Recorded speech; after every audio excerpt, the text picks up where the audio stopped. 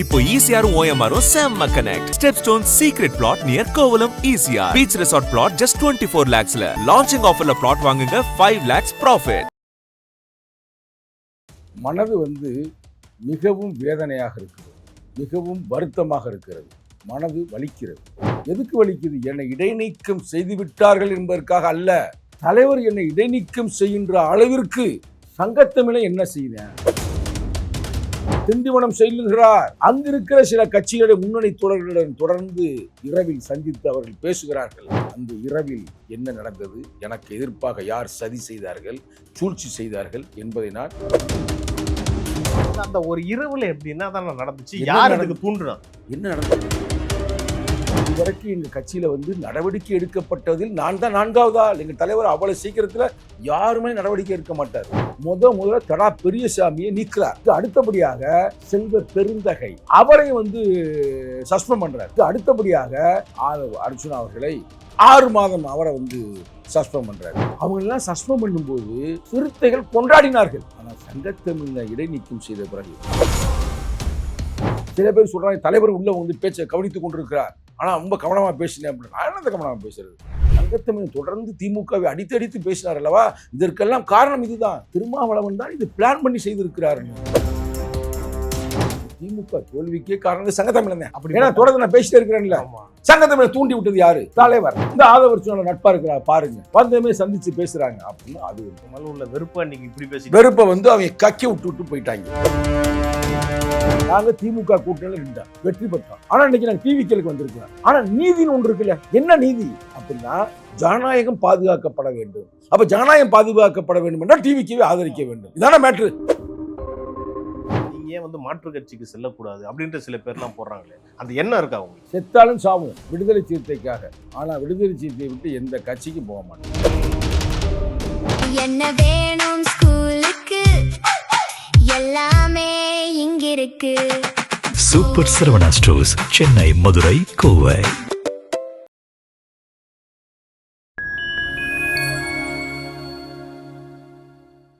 Fine time நேயர்களுக்கு வணக்கம். இன்று நம்மோடு இணைந்திருப்பவர் திரு சங்கத்தமிழன் அவர்கள். அண்ணா வணக்கம். வணக்கம். ஆனா ஒரு செய்தி ஊடகத்தில் பார்த்தேன், உண்மையிலே ரொம்ப மனசுக்கு ரொம்ப கஷ்டமா இருந்துச்சு. பிசிகாலேருந்து உங்களைய 3 மாதத்துக்கு இடைநீக்கம் பண்ணியிருக்காங்களாம். உண்மையிலே ரொம்ப வருத்தமாக இருந்துச்சு. ஆனால் அதுக்கேற்ற மாதிரி ஒரு பதிவு ஒன்று போட்டிருந்தீங்க ஃபேஸ்புக்கில். அது கீழே ஒரு கமெண்ட் ஒன்று படித்தேன். அது படிக்கிறேன், நீங்கள் பார்த்துருப்பீங்களான்னு அது தெரில எனக்கு. 1996களில் உள்ள திருமாதான் தற்போதைய சங்கத்தமிழன் இப்படின்ற மாதிரி ஒருத்தர் கமெண்ட் ஒன்று போட்டிருக்காரு. உங்களுக்கு உள்ளபடியே மனசு எப்படி இருக்கு? மனது மிகவும் வேதனையாக இருக்கிறது, மிகவும் வருத்தமாக இருக்கிறது. மனது வலிக்கிறது.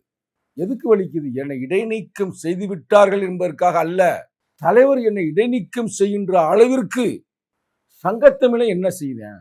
அவர் என்னையவே ஒரு 3 மாதம் இடைநீக்கம் செய்கின்ற அளவிற்கு அவர் எவ்வளவு துன்பப்பட்டிருப்பாரு. அவ்வளவு சீக்கிரத்தில் என்ன மேல என்ன நைட்டு இரவு 1:46 அறிவிக்கிறார். இரவோடு இரவாக எனக்கு ஃபேஸ்புக்கில் அனுப்பியிருக்கிறார், வாட்ஸ்அப்பில் 1:46. எத்தனாம் தேதி? அதாவது வெள்ளிக்கிழமை இரவு. சனிக்கிழமை காலையில தான் தெரியுது. புதன்கிழமை இரவு நானும் அவரும் உணவு உண்ணுகிறோம். அவர் வீட்டுக்கு போயிருக்கிறார், அவங்க அம்மா வீட்டுக்கு. அவங்க அம்மா சாப்பாடு பரிமாறுகிறார். இந்த தம்பி சாப்பிடுப்பா. அண்ணே நான் சோறு சாப்பிட மாட்டேன்னு மன்னிக்கணும்னே. 20 வருஷம் சில்ல பண்ணி சாப்பிடுப்பா. அந்த அன்போடு அவங்களுடைய தாய் எனக்கு அந்த உணவை அளித்தார்கள். தலைவர் அவர்கிட்ட இருந்து அந்த சில உணவுகளில் இருக்கிற காய்கறியில எனக்கு எடுத்து போடுறாரு, சாப்பிடணும். அப்ப எங்களுக்குள்ள எந்த பிரச்சனையுமே இல்லை. புதன்கிழமை இரவு, அதுதான் நான் கிழமையோட சொல்றேன், கடந்த புதன்கிழமை இரவு. வியாழக்கிழமை இரவு இவர் விழுப்புரம் செல்லுகிறார், திண்டிவனம் செல்லுகிறார். அங்கிருக்கிற சில கட்சிகளுடைய முன்னணி தோழர்களுடன் தொடர்ந்து இரவில் சந்தித்து அவர்கள் பேசுகிறார்கள். அதற்கு பிறகு வெள்ளிக்கிழமை ஒரு நடவடிக்கை எடுக்கிறார் என்றால் அந்த இரவில் என்ன நடந்தது, எனக்கு எதிர்ப்பாக யார் சதி செய்தார்கள், சூழ்ச்சி செய்தார்கள் என்பதை நான் ஆண்டவனிடம் விட்டு விடுகிறேன். ஒருத்தர் மேல நடவடிக்கை எடுக்கிறாங்கன்னா ஏற்கனவே வார்னிங், எச்சரிக்கை, அது நடக்கும்ல. அப்ப திடீரென்று இரவு எனக்கு முதல் நாள் நைட்டு தாங்க சாப்பிட்டு இருக்கிறோம், அறிவிப்பே இல்லாம, எந்த முன்னறிவிப்பும் இல்லாம. அது மட்டுமல்ல நெறியாளர் அவர்களே, இதுவரைக்கும் எங்க கட்சியில நடவடிக்கை எடுக்கப்பட்டதில் நான் தான் நான்காவது ஆள். எங்க தலைவர் அவ்வளவு சீக்கிரத்துல யாருமே நடவடிக்கை எடுக்க மாட்டாரு.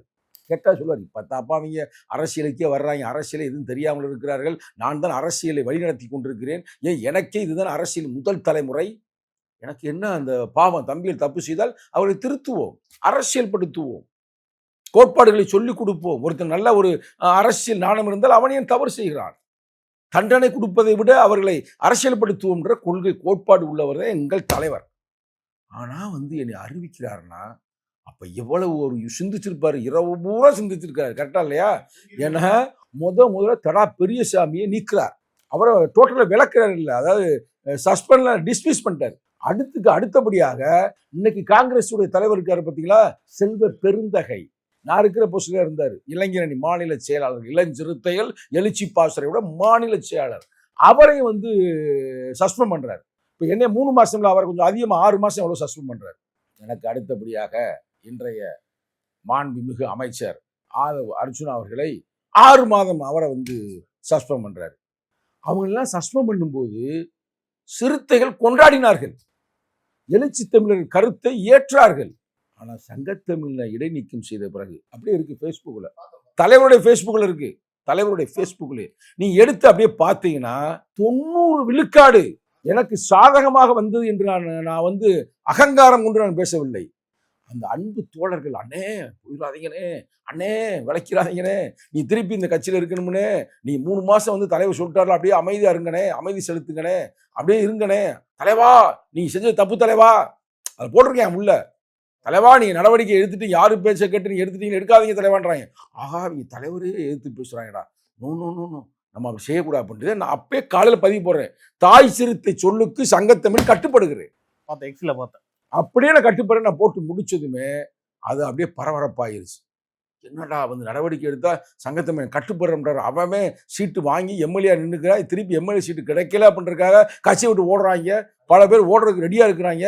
ஆனா சங்கத்தமிழ் என்னடா அப்படி இருக்கிறேன் அப்படின்ட்டு எனக்காக பதிவு போடுறாங்க. ஏய் சங்கத்தமிழ் அரசியலுக்கு வாக்கரிசி போட்டு வந்தவன், எம்எல்ஏ ஆக வேண்டும் என்று வருவதற்காக இவன் வரவில்லை, மற்றவன் தேவைக்காக வந்தார்கள், தேவை பூர்த்தியாகவில்லை என்றால் எஸ்கேப் ஆகிறார்கள் அப்படின்னு தொண்டையும் பூரா எழுதுனான் பிரதர்.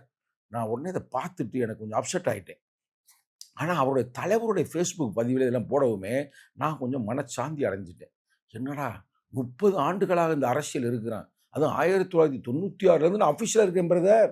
1996 அமீரக விடுதலை சிறுத்தைகளுடைய கௌரவ ஆலோசகர், 2010 கரும்புலி முத்துக்குமார் பாசறையுடைய முதன்மை செயலாளர்.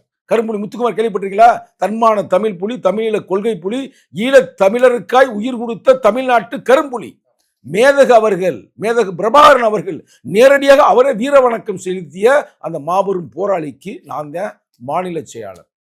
அவருக்காக ஒரு சொந்த செலவிலே செலவச்சேன், திருச்செந்தூர்ல வெண்கல சிலை தலைவர் தான் திறந்து வைத்தார். அவ்வளவு பெரிய வரலாறு நமக்கு சொந்தமாக இருக்கிறது.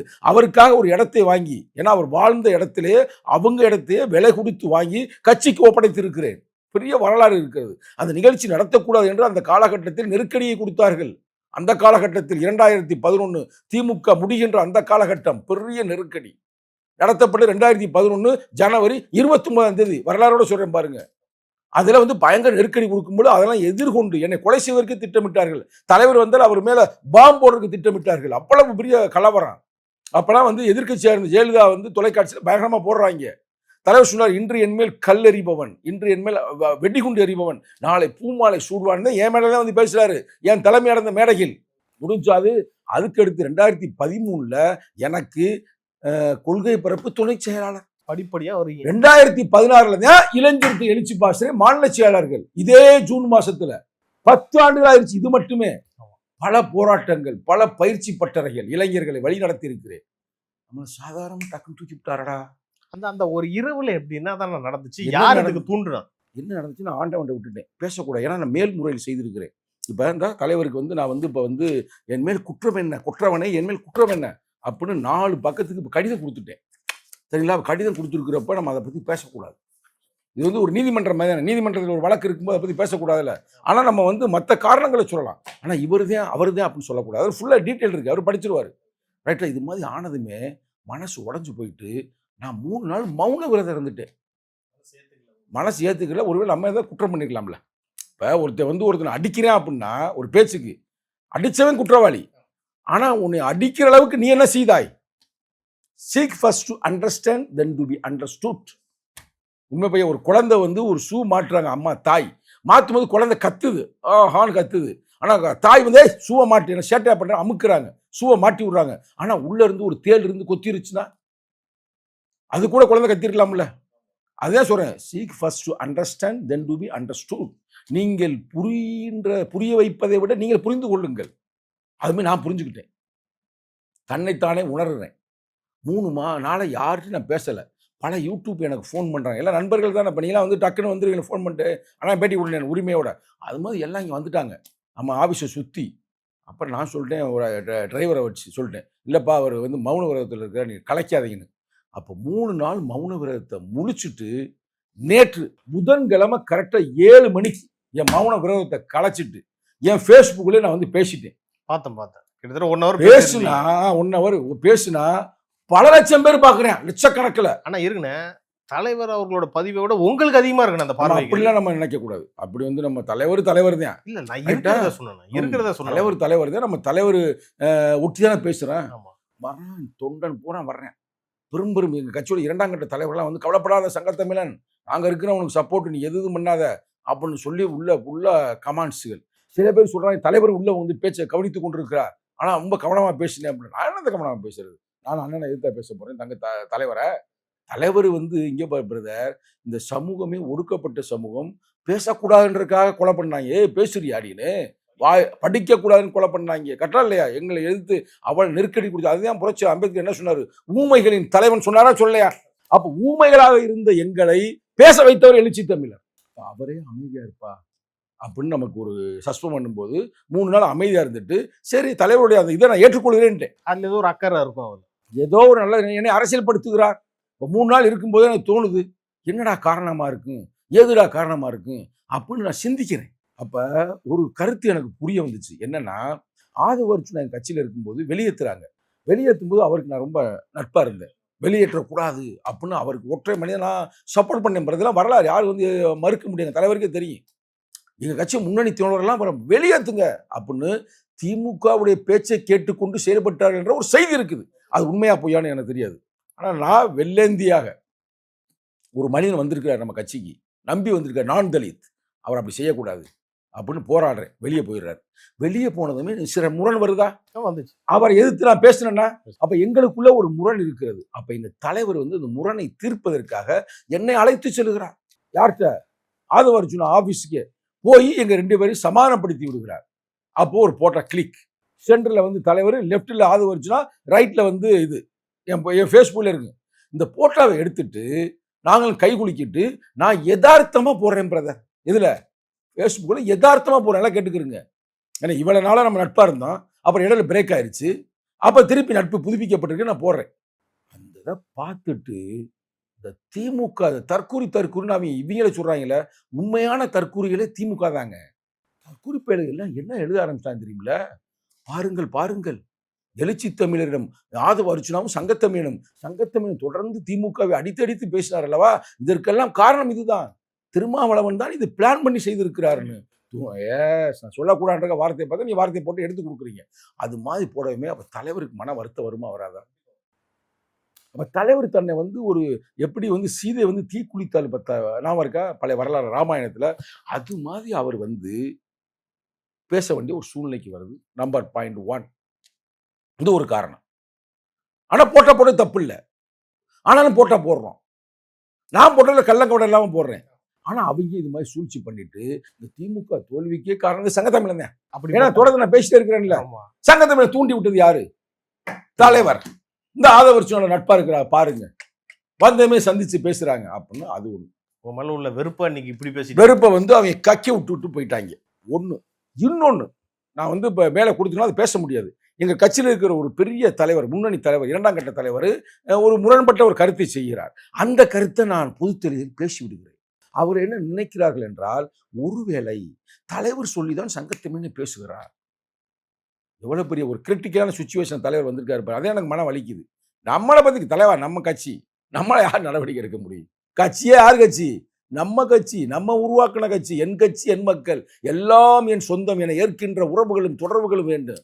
அதனால நம்மளை யாரும் நீக்க முடியாது. நீங்கள் நீக்கியிருக்கலாம், நான் நீக்குவதாக உணரவில்லை. நிச்சயமாக நான் போரிட்டு நான் திருப்பி அந்த இடத்துக்கு நான் வருவேன். அது தலைவர் செய்வார், அது வேற பிரச்சனை. விசிக உறவுகள் உங்களை இன்னும் ஐயோ அது நான் எல்லாமே அப்ப இந்த சூழ்நிலை நம்ம பார்க்கும்போது தலைவர் வந்து நான் சொல்லி சங்கத்தமிழன் பேசல, நான் சொல்லி திமுக எதிர்த்து பேசல, நான் சொல்லி முக்கியமான தரவுகளை பேசல. அப்ப தன்னை ப்ரூவ் பண்ண வேண்டும் என்ற அந்த ஒற்றை காரணத்துக்காக கூட என்னை அவர் இடைநீக்கம் செய்திருக்கலாம். என்னன்னு எனக்கு தெரியல. எனது அந்த 3 நாள் அந்த மௌன விரோதத்தில் விரோதம் மௌன விரதம் விரோதம் இல்ல விரதம் ரைட்டா, மௌன விரதத்துல எனக்கு வந்து தோணுது, ஆஹா இதாத்தான் இருக்குன்னு. சில வேற காரணங்கள் கூட இருக்கலாம், அது தலைவர் சொல்லுவார். தலைவர் நிச்சயமாக வருவார், பேசுவார், அதற்கான விளக்கம் கொடுப்பார். ஏன்னா இவ்வளவு பேர் தலைவர் இனிமேல் ஜனநாயகத்தை நம்பக்கூடியவர். நான் நேற்று பேசும்போது ஒரு கருத்து வச்சேன், அண்ணே நீங்க நடவடிக்கை எடுத்துட்டீங்க, தப்பு இல்லை. நான் அண்ணன்ட்ட ஒரு அன்பான கோரிக்கை வைக்கிறேன். நீங்க ஒரு ஜனநாயகத்தின் மறு உருவம் தான் நீங்க. இன்னைக்கு வந்து நம்ம எதுக்கு டிவிக்கில கூட்டணியில் இருக்கிறோம்? டிவிக்கு வந்து கூட்டணிக்கு நம்ம போகலைன்னா கட்சி கவிழ்ந்திருக்கு. கட்சி கவிழ்ந்திருந்தால் அமித்ஷா ஆட்சி வந்திருக்கும், ஜனாதிபதி ஆட்சி வந்திருக்கும். அமித்ஷா ஆட்சி வந்திருந்தால் ஜனநாயகத்தின் குரல் வலை நசுக்கப்பட்டிருக்கும். ஜனநாயகத்தை காப்பாற்ற வேண்டும் என்ற அந்த ஒற்றை காரணத்துக்காகத்தான் டிவிகேவில் நாம் சேர்ந்திருக்கிறோம். நான் ஜனநாயக ரீதியாக ஒரு கேள்வி கேட்கிறேன், நீ நடவடிக்கை எடுக்கலாம். 234 மாவட்ட செயலாளர்கிட்ட நீ கருத்து கணிப்பு கேளுங்க, ஜனநாயகம் மூலமா அனைவருமே சங்கத்தமிழுக்கு ஆதரவாக இருப்பார்கள், மாற்று கருத்து இல்லை. தொண்டன் நீ கேட்க முடியாது, தொண்டன் கேட்டால் 100க்கு 100 இருக்கும். ஆனா இவங்களை கூட மாவட்ட செயலர்ல ஒரு நமக்கு செய்திரு விடுவோம், சில எதிர்ப்பும் வரும். இல்ல அதுவும் செய்ய முடியலன்னா, ஏன்னா தொண்டர்கள்ட்ட போனா 100க்கு 100 அது தலைவருக்கே தெரியும், எல்லாம் நமக்கு ஆதரவாக தான் போடுவாங்க. மாவட்ட செயலர் போனா பெரும்பான்மையாச்சும் உங்களுக்கு சப்போர்ட் கிடைக்கும், பெரும்பான்மை கிடைக்கும். மாவட்ட செயலர்ல இன்னமும் வந்து எங்களுடைய உயர்நிலை குழுல இருக்கிறாங்க 30-35 பேர் இருக்கிறாங்க. அங்க எடுங்க, அது ஈஸி தானே. ஒரு போன்ல 35 பேருக்கு பேசினாலே போதும். தலைவர் என்னங்க நான் எடுத்துக்க எப்படிங்க, எல்லாம் மீட்டிங்கை கூப்பிடுங்க, நான் ஒரு மாதிரி நடவடிக்கை எடுத்துக்க. என்னன்னா அதுக்கு நமக்கு பெரும்பான்மையான ஆதரவு சங்கத்தமிழ் தான் கிடைக்கும். அது தலைவருக்கும் தெரியும். ஏன்னா என் பக்கத்துல நேர்மை இருக்கிறது, உண்மை இருக்கிறது. இன்னமும் சொல்ல போனா என் பக்கம் நீதி இருக்கிறது. நீதி என்பது வேற, நியாயங்கள் என்பது வேற. நியாயங்கள் உங்களுக்கு ஒரு நியாயம் இருக்கலாம், எனக்கு ஒரு நியாயம் இருக்கலாம், கேமராமேனுக்கு ஒரு நியாயம் இருக்கலாம். ஆனா நீதி மாறாதுல்ல. நீதி ஒற்ற நீதியா தானே இருக்கு. நியாயங்களுக்கு நான் ஒரு எடுத்துக்காட்டு சொல்றேன் பாருங்க. நாங்க திமுக கூட்டணியில் நின்றோம், வெற்றி பெற்றோம். ஆனா திமுக சூப்பர்னா, ஆனா இன்னைக்கு நாங்கள் டிவிகேலுக்கு வந்திருக்கிறோம், டிவிகே வந்து நாங்கள் ஜாயின் பண்ணியிருக்கிறோம். அப்ப அங்கேயும் ஒரு நியாயம் இருந்திருக்கு, இங்கேயும் ஒரு நியாயம் இருக்கு. ஆனா நீதினு ஒன்று இருக்குல்ல. என்ன நீதி அப்படின்னா ஜனநாயகம் பாதுகாக்கப்பட வேண்டும். அப்ப ஜனநாயகம் பாதுகாக்கப்பட வேண்டும் என்றால் டிவிக்கவே ஆதரிக்க வேண்டும். இதான மேட்ரு. புரியுதா உங்களுக்கு? நியாயங்களுக்கு நீதிக்கும் வித்தியாசம் இருக்கு பாத்தீங்களா? வாழ்க்கையே வந்து சில நியாயங்களை வைத்து தான் ஓடும், அட்ஜஸ்ட் பண்ணி தான் போகணும். உலக வாழ்க்கையே அப்படித்தான் பிரதர், குடும்ப வாழ்க்கையே அப்படித்தான். சில நியாயங்களை ஒருவருக்கு ஒருவர் விட்டு கொடுத்து ஒருவருக்கு ஒரு ஒத்து போய் தான் போகக்கூடிய வாழ்க்கை சக்கரம் செல்லுகிறது. அந்த சூழ்நிலையில் அந்த காலகட்டத்தில் சில நியாயங்கள் கற்பிக்கப்படுகின்றன, சில நியாயங்கள் உண்மை என்று நம்பப்படுகிறது. அப்படிதான் வாழ்க்கை ஓடுகிறது. ஆனால் நீதி மாறாது. நீதி ஒண்ணுதான், நீதி ஒன்றே ஒன்றுதான். எல்லாம் மாறும் உலகத்துல. சில பேர் மார்க்சியம் கூட சொல்லுவாங்க, அனைத்துமே மாறுதலுக்கு உட்பட்டது, மாறிக்கொண்டே இருக்கிறது அப்படின்ற ஒரு நீதி சொல்றாரு பாத்தீங்களா? அதுதான் மாறாதது. மாறாதது எதுவுமே இல்லை, எல்லாம் மாறிக்கொண்டு மாற்றம் ஒன்றே மாறாது சொன்னார்ல, அது மாறாது. நான் சொல்றேன் அந்த கருத்து, அதுதான் நீதி. இப்ப பாயிண்ட பிடிச்சிட்டீங்களா? அப்ப எனக்கு நம்பிக்கை இருக்கு தோழர். நிச்சயமாக எனக்கு தலைவர் நிச்சயமாக ஒரு நல்ல முடிவை எடுப்பார். 1000 பேர் வருவாங்க போவாங்க கட்சிக்கு. நம்ம அப்படி இல்லை. நம்ம மக்கள் விடுதலைக்காக விடுதலை சிறுத்தைக்கு வந்தோம். ஆட்சி அதிகாரத்தை கைப்பற்ற வேண்டும் என்று சொல்லுவது கூட எதற்காக? மக்களுடைய விடுதலைக்காகத்தான். புரட்சி அம்பேத்கர் அதனை சொல்றாரு. ஆனா வந்து எனக்கு தனிப்பட்ட முறை கவலை இல்லை. ஆனா தலைவர் நடவடிக்கை எடுக்கின்ற அளவிற்கு நான் துரோகம் செய்து விட்டேனா, இல்ல துன்பத்தை விளைவித்து விட்டேனா அப்படின்னு எனக்கு நானே நான் கேட்கிறேன். அதுதான் நான் பதிவு போட்டேன். துரோகம் துள்ளும், தூய்மையே வெல்லும் அப்படின்னு நான் போட்டு விட்டுருக்கேன். இந்த 4 நாள் நீங்க வந்து மௌனவரத்துல இருந்துன்னு சொன்னீங்களே, அப்போ உங்களுடைய மனநிலை எப்படி இருந்துச்சு? மனநிலை வந்து பல பக்கத்து ரொம்ப சிந்தனை உருவாகியது முதல் நாள். அடுத்த நாள் வந்து யோசிக்க ஆரம்பிச்சிட்டோம், பாயிண்ட் பை பாயிண்டா. தலைவருடைய வாழ்ந்த காலங்கள், அவரோடு சந்தித்த நிகழ்வுகள், அப்போ நம்ம பண்ண விவாதங்கள், நம்ம கட்சிக்கு எந்தெந்த இடத்துல நம்ம போராட்ட களத்தில் நின்றான், அதை யோசித்து பார்த்து ஒரு நல்ல ஒரு முடிவுக்கு வந்து. இல்லை உங்களால ஒரு பிரிக்க முடியுதா? நமக்குள்ள கூடவே இருந்துட்டு இருக்க துரோகிகள், விரோதிகள் யார் யார் இருந்திருக்காங்க? அதில் எனக்கு நல்லா தெரியும். ஃபுல்லாக கடிதத்தில் எழுதியிருக்கிறேன்ல, விழாவாரியாக. தலைவர் வந்து இப்போ நான் கடிதத்தை வந்து இப்போ வச்சிருக்கிறேன்ல. இப்போ நான் கடிதம் வந்த அப்புறம் நேரடியாக பார்த்து கொடுப்பேன். இப்போ டெல்லியில் இருக்கிறாரு, டெல்லி சென்று விட்டார். இப்போ அவரும் தனிமையாக இருக்கிறார். இப்போ எனக்கே தெரியும், அவரே ஒரு மௌன விரோதத்தில் இருக்கிறாரு. அவர் ஒரு தியான நிலையில் இருக்கிறார். அவருக்கு தெரியும்ல யார் இந்த சங்கத்தமிழன், நாம் எப்பொழுது சந்தித்தோம், எப்படி சந்தித்தோம். 1994 ஒரு நாள் மதுரையில் அண்ணா பஸ் ஸ்டாண்ட் அருகில் தான் தலைவரை சந்தித்தேன். 1994 எத்தனை வருஷம்? 32 வருஷம். அப்புறம் அடுத்தபடியாக நேருக்கு நேராக மிக நெருக்கமாக 2000 ஒரே அறையில் சந்தித்தோம், நீண்ட நேரம் பேசினோம். அடுத்தபடியாக 2001 துபாயில் சந்தித்தோம். அன்றிலிருந்து தொடர்ந்து பல இரவுகள் நாங்கள் போனில் பேசியிருக்கிறோம். இந்த புக்கு அமைப்பாய் திரும் என்ற புத்தகத்தை எழுதும் பொழுது பல நாள் நான் இவரோடு கலந்து பேசியிருக்கிறேன். இந்த அவரே இருக்கிறார். நீ சும்மா கூட சொல்லுவாங்க அடிச்சு விடுறாரா சங்கத்தமிழ் அப்படின்னு. அவருடைய புத்தகத்துல அவர் நன்றி சொல்லியிருப்பாரு. நன்றி சொன்னதுல என்னை எப்படி எழுதியிருக்காரு மட்டும் நீங்க பாருங்க. நீங்களே அதிர்ச்சி ஆகி விடுவீர்கள். ஆஹா, இவ்வளவுக்கு ஒரு புத்தகத்தில் வரலாற்று சுருப்பம். இந்த புத்தகத்தை கேள்விப்பட்டிருக்கீங்களா?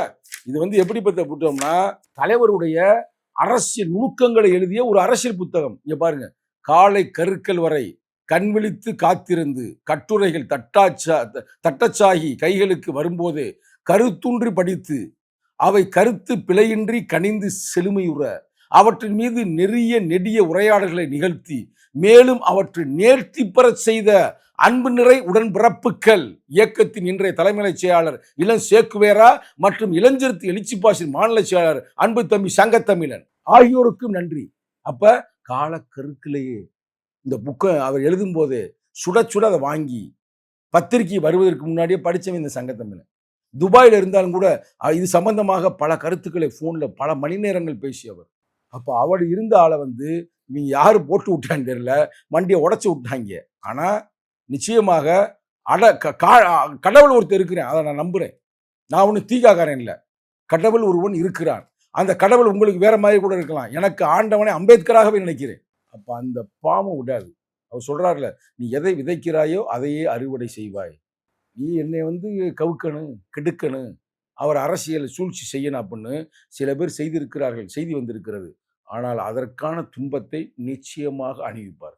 நீங்க இந்த 3-4 நாள் இந்த பதிவு எல்லாம் போட்டதுக்கு அப்புறம் அதனால கமெண்ட்ஸ்லயும் பார்க்க முடியுது, நீங்க ஏன் மாற்று கட்சிக்கு செல்லக்கூடாது அப்படின்ற சில பேர்லாம் போடுறாங்களே, அந்த எண்ணம் இருக்கா உங்களுக்கு? செத்தாலும் சாவும் விடுதலை சிறுத்தைக்காக. ஆனா விடுதலை சிறுத்தையை விட்டு எந்த கட்சிக்கும் போக மாட்டோம். இது வரலாறு. நான் மட்டும் இல்ல, சிறுத்தை ஒவ்வொருத்தரும் உண்மையான சிறுத்தைகள். சும்மா வர்றவன் புலப்ப தேடி வந்தவர்கள். ஒரு பெரிய மரத்துல பல பறவைகள் வருகிறது, அதில் எல்லா பறவையுமே அங்கே இருக்குன்னு சொல்ல முடியாது. 1-2 பறவைகள் அந்த பழங்கள் முடிந்த பிறகு பறந்து சென்று விடுகிறது அல்லவா, அதுமே சொல்லலாம். பட் நம்ம அப்படி, நாம் வேர்கள். அந்த மரத்தில் பறந்து செல்கின்ற பறவைகள் அல்ல, அந்த மரத்தின் வேர்கள். நாங்கள் தொடர்ந்து வேர்கள் மட்டுமல்ல, இன்னும் சொல்லப்போனால் நாங்கள் விழுதுகள். தாங்கி பிடிப்போம், நிற்போம். நீ கவலைப்பட. அடுத்த இன்டர்வியூவில் தலைவர் நடவடிக்கை பின்னி எடுத்துருவாரு, நம்ம உட்காந்து ஜாலியாக பேசலாம். சரிங்களா? சிறப்புண்ணா. நீங்க நிறைய விஷயம் உங்களை சஸ்பெண்ட் பண்ணதை பத்தி நீங்க கிளியரா சொன்னீங்க. உங்களுடைய அடுத்தடுத்த நிகழ்ச்சிகளில் நம்ம இதை பத்தி இன்னும் டீட்டெயிலாக பேசலாம். நன்றிண்ணா. நன்றி, வணக்கம்.